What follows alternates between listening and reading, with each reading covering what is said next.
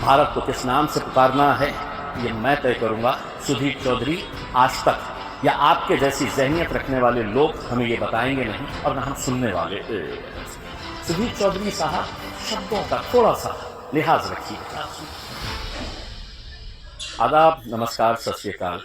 23 सितंबर 2024 एक तिरंगा रैली पूरे महाराष्ट्र से हर गाड़ी के ऊपर तिरंगा लहराते हुए हाथ में संविधान लेकर हम मुंबई की तरफ गए थे। बहुत भव्य रैली थी, सारी दुनिया ने उसे देखा।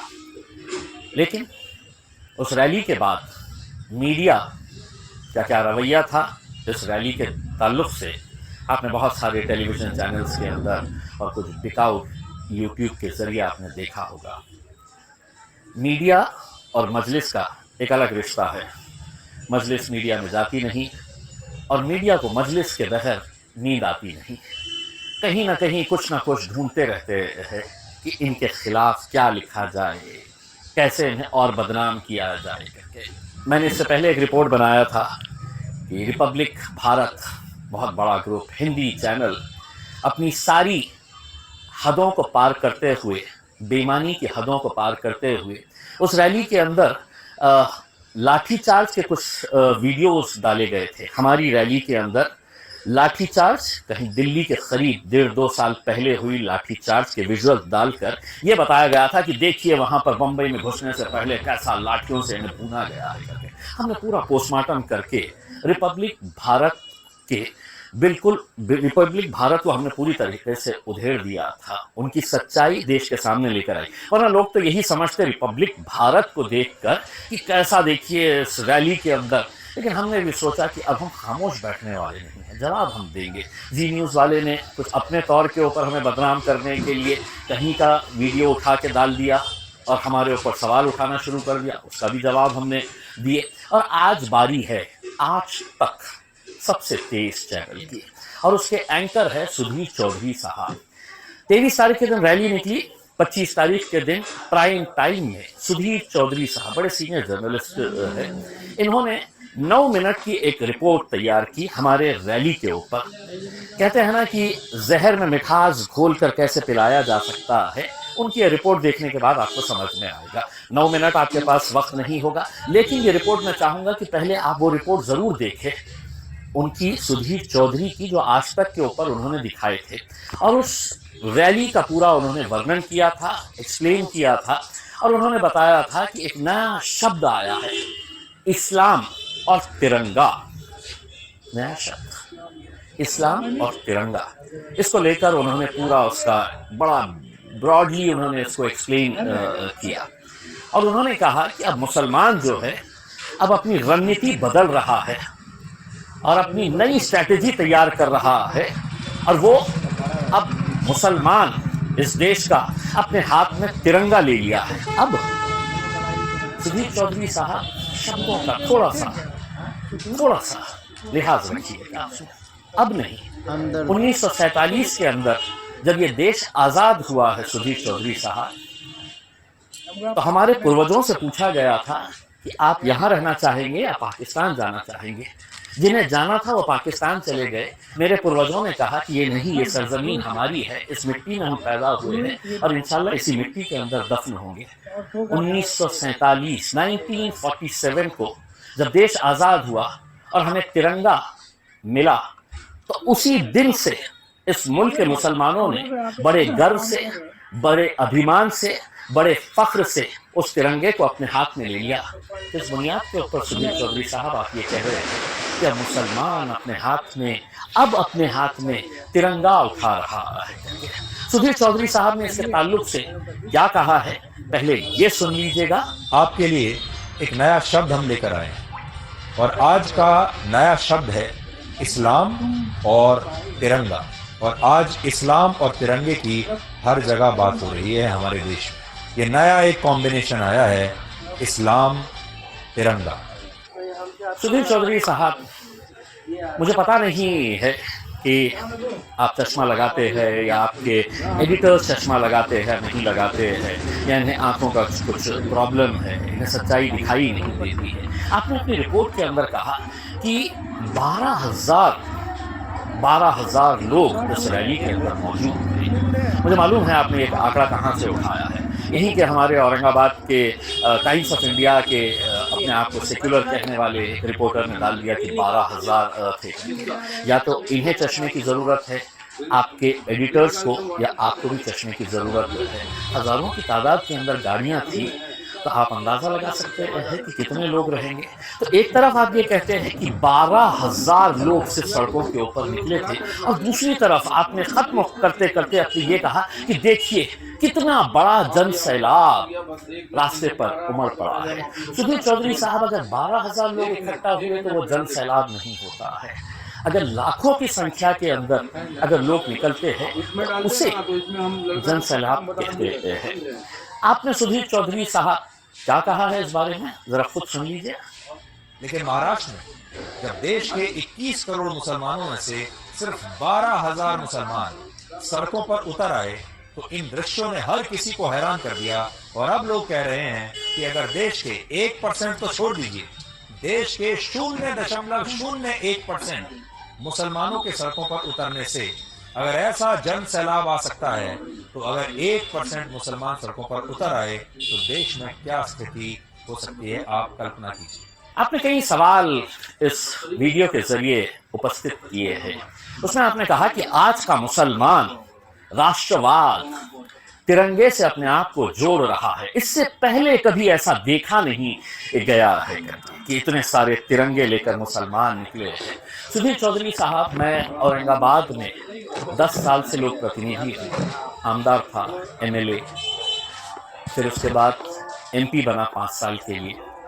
और उससे पहले भी बड़े गर्व के साथ जब भी 15 अगस्त हो, 26 जनवरी हो, बड़े फख्र के साथ इस मुल्क के मुसलमानों ने हमेशा तिरंगे का एहतराम किया है और इंशाल्लाह आगे भी करते रहेंगे। इन 10 सालों के बारे में मैं अपने बारे में ये कह रहा हूँ जिस पर शायद आपकी नज़र कभी पड़ी नहीं है। हर 15 अगस्त को यौम आज़ादी के मौके के ऊपर और 26 जनवरी को जब हम रिपब्लिक डे मनाते हैं, तो मैं पिछले 10 सालों से बहुत बड़ी तिरंगा रैली निकालता हूँ।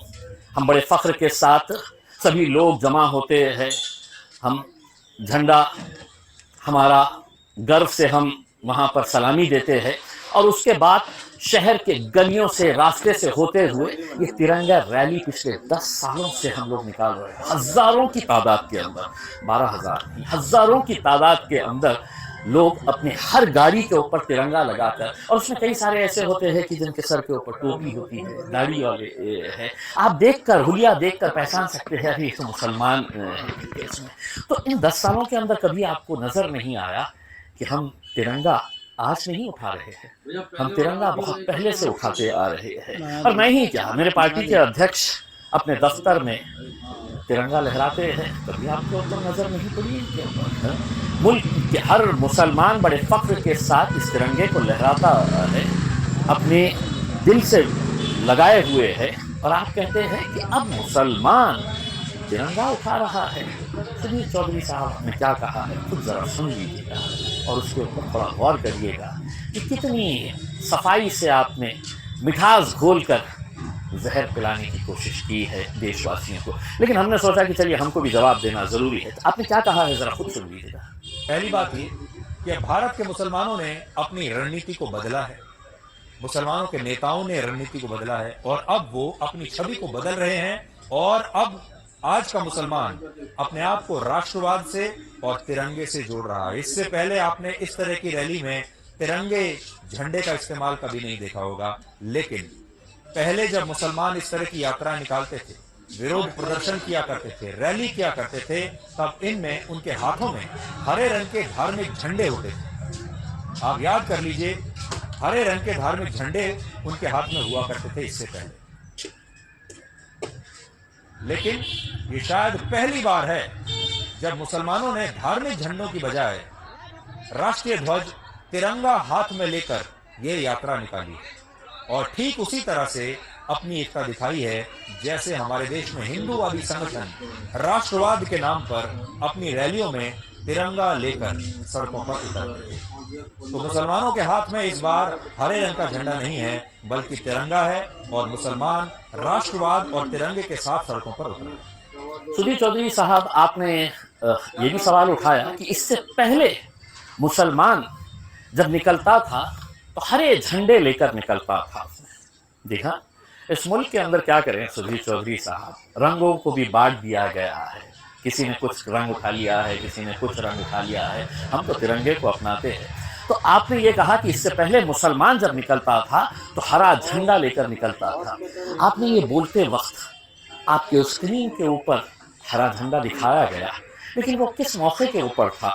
हमारे शिया बरादरान जो है, हमारी शिया कम्युनिटी जब मुहर्रम का ताज़िया लेकर जाती है, मुहर्रम का जुलूस निकलता है, तो आपने उस जुलूस की तस्वीरें दिखा दी है और उसमें आपने एक हरा झंडा दिखा दिए है। ये कोई सियासी मामला नहीं था, ये एक रिलीजियस ओकेजन के आपने विजुअल्स दिखा दिए। ये कहते कि मुसलमान जब भी निकलता तो हरा झंडा लेकर निकलता है करके, और आपने है तो हमारे शिया भाइयों के मुहर्रम के जुलूस की वो तस्वीरें दिखा दी, वो वीडियो चला दिया जहाँ पर वो हरा झंडा नजर आ रहा है। तो मेरे हिसाब से सुधीर चौधरी साहब, या तो आपके एडिटर को पता नहीं है जिसने ये रिपोर्ट बनाई है, जिसने ये विजुअल्स डाला है, उससे पूछिएगा। ये कोई सियासी मामला नहीं था, ये तो एक रिलीजियस फंक्शन था। जब हिंदू भाइयों का कोई त्यौहार आता है वो भी भगवा झंडा लेकर निकलते हैं। जब दलित भाइयों का कुछ धार्मिक त्यौहार आता है, कुछ ओकेजन आता है, वो भी नीला झंडा लगाकर निकलते हैं। आपको तकलीफ क्यों हो रही है कि मुसलमान जब निकलता है तो हरा झंडा? देखिए, जब तिरंगे की बात आती है तो हम तिरंगा बिल्कुल हम पूरा सम्मान करते हैं, लेकिन ये कहना गलत होगा कि मुसलमान अब तिरंगा उठा रहा है, ये गलत है। सुधीर चौधरी साहब, आप जब ये कहते हैं कि अब मुसलमानों ने तिरंगे को अपने हाथ में लिया है करके, तो मैं आपको थोड़ा सा याद दिला दूँ, 1947 से हम ये झंडा उठा रहे हैं। 52 साल तक इस झंडे को किसने हाथ नहीं लगाया, आप जानते हैं? आप जानते हैं सुधीर चौधरी साहब, इस देश के बहुत सारे लोग जानते हैं कि किसने 52 सालों तक, 52 इयर्स तक तिरंगे को अपने हेडक्वार्टर के ऊपर नहीं लहराया था। सुधीर चौधरी साहब, उस संगठन का नाम है राष्ट्रीय स्वयं सेवक संघ, RSS। शायद मेरे हिसाब से आपका भी ताल्लुक वहीं से है, इसीलिए आप हमारे ऊपर इल्ज़ाम लगा रहे हैं। हमने तो फख्र के साथ 1947 से लगातार इस झंडे को अपनाया है। अब 3 बड़े सवाल इनसे और पूछने चाहिए, जिनमें पहला बड़ा सवाल ये है कि तिरंगे के साथ यात्रा निकालने के बाद क्या अब ये लोग राष्ट्रगान पर भी बिना किसी आपत्ति के खड़े होना शुरू करेंगे? दूसरा सवाल, क्या वो भारत माता की जय के नारे भी लगाएंगे? और तीसरा, उनके लिए पहले देश है या पहले धर्म है? सुधीर चौधरी साहब, आपने 9 मिनट की रिपोर्ट खत्म करते वक्त अपना एक फैसला सुनाया है। आप जज बनकर इस मुल्क के मुसलमानों से सवाल किए हैं। आपने 3 सवाल पेश किए हैं, जो बहुत ही भद्दे किस्म के सवाल आपने देश के मुसलमानों से किए हैं। आपका पहला सवाल ये है कि क्या अब ये सब देखने के बाद इस मुल्क का मुसलमान राष्ट्रगान के मौके के ऊपर बिना किसी आपत्ति के खड़े रहेगा? मैं सुधीर चौधरी साहब आपको, आपके चैनल को चुनौती देता हूं, चैलेंज करता हूं। आप बताइए, कब और कहां किस मुसलमान ने राष्ट्रगान होते वक्त सम्मान के साथ, गर्व के साथ, अभिमान के साथ, फख्र के साथ खड़ा नहीं रहा है करके? और आप खुलेआम कह रहे हैं कि मुसलमान क्या आप राष्ट्रगान के मौके के ऊपर बिना आपत्ति के खड़े रहेगा? हम खड़े रहते हैं इसमें, लेकिन इस सवाल के जरिए आपने अपने और अपने चैनल की सोच जरूर लोगों तक पहुंचाने की कोशिश की है। आपने दूसरा सवाल ये किया है कि क्या अब मुसलमान भारत माता की जय के नारे लगाएगा? सुधीर चौधरी साहब, इस देश को अलग अलग नामों से पुकारा जाता है। कोई हिंदुस्तान कहता है, कोई भारत कहता है, इंडिया कहता है। मैं अगर ये कहूँगा कि मैं जय हिंद कहूँगा, जय भारत कहूँगा, और आप मुझ पर थोपेंगे कि नहीं आपके लिए नारा लगाना है, तो सुधीर चौधरी साहब, आप जो कहेंगे मैं उसका पालन नहीं करूँगा। मैं देश से कितनी मोहब्बत करता हूँ, क्या नारे लगाना है, भारत को किस नाम से पुकारना है, जय जयकार करनी है, ये मैं तय करूँगा। सुधीर चौधरी आज तक या आपके जैसी जहनियत रखने वाले लोग हमें ये बताएंगे नहीं, और ना हम सुनने वाले। यकीनन इस मुल्क से हम मोहब्बत करते हैं, लेकिन आप कौन होते हैं हमें सर्टिफिकेट देने वाले कि आपको ये कहना पड़ेगा, इस देश के अंदर रहना पड़ेगा? तो नहीं, ये देश जितना आपका है शायद उससे ज़्यादा कुछ हमारा है, क्योंकि हमने तो बाय बर्थ है, हमने by birth and by choice इस मुल्क को अपनाया है हमने। तो इसीलिए आपका ये सवाल भी मेरे हिसाब से थोड़ा बेहुदा किस्म का है। सुधीर चौधरी साहब, तीसरा सवाल है कि अब मुसलमानों ने ये तय करना है कि उनके लिए पहले देश है या पहले धर्म है। देखिए सुधीर चौधरी साहब, मुझे पता नहीं है कि आपको इस्लाम की कितनी जानकारी है या नहीं है। अगर नहीं है तो शायद मैं आपको एक अंग्रेज़ी की या हिंदी की कुरान भेजता हूँ। उस कुरान के अंदर, इस मज़हब के अंदर ये बताया गया है कि अपने मुल्क से वफ़ादारी करो, अपने मुल्क के लिए कभी जान निछावर करने का मौका आया तो कभी पीछे मत हटो, अपने मुल्क से मोहब्बत करो, ये मेरा मज़हब इस्लाम ने मुझे सिखाया है। तो ये सवाल करना कि आपके लिए देश पहले है या आपके लिए धर्म पहले है। मैं सुधीर चौधरी साहब आपसे एक सवाल करना चाहूँगा। उसमें आपकी ये दो आंखें हैं, इसमें एक को फोड़ना है, तो आप कौन सी फोड़वाना चाहेंगे? ये फोड़वाना चाहेंगे या ये फोड़वाना चाहेंगे? ये देश है, ये धर्म है, साथ में चलते हैं, किसी को कोई एतराज़ नहीं है। लेकिन आप कौन होते हैं हमसे ये सवाल करने के लिए? नहीं, तुम बताओ ताकि मैं तुम्हें सर्टिफिकेट दे सकूँ कि देश पहले आना चाहिए या धर्म पहले आना चाहिए। देश भी हमारा है, धर्म भी हमारा है। आप अपने हिसाब से अपने धर्म का पालन करिए, हम अपने हिसाब से धर्म का पालन करेंगे। लेकिन पत्रकारिता करते वक्त सुधीर चौधरी साहब थोड़े ईमानदार शब्दों का इस्तेमाल करिए। और ये है कि एक तो बात ये है कि अब पिछले कुछ वक्त से हम देख रहे हैं कि मीडिया जो जहर घोलना चाहे वो घोल रहा है, लेकिन अब हमने तय किए हैं कि आपके हर सवाल का हम यूट्यूब के ज़रिए, फेसबुक के ज़रिए, इंस्टाग्राम के ज़रिए हम जवाब देते रहेंगे। आपने जो रिपोर्ट बनाई थी ना सुधीर चौधरी साहब आज तक की, देख लीजिएगा 25 तारीख के दिन आपने बनाए थे, कुछ लाख तक भी नहीं पहुँचे हैं। हमारी रिपोर्ट जब आएगी उसको 3 दिन के बाद देख लेना कि कितने मिलियंस तक लोग इसे देखेंगे, क्योंकि हम उनको सच्चाई परोस रहे हैं, आप उन्हें झूठ पेश कर रहे हैं। और हाँ, सुधीर चौधरी साहब, मैं तो पॉलिटिशियन हूँ, राजनीति के अंदर हूँ। बहुत सारे लोग मुझसे कहते हैं कि क्यों ये मीडिया के चक्कर के अंदर पड़े हुए हैं, आपके पीछे पड़ जाएंगे। मैं ये कहना चाहता हूँ कि मेरी शोहरत किसी अखबार या टीवी की मोहताज नहीं, सीने से लगाए फिरते हैं मुझे मेरे चाहने वाले।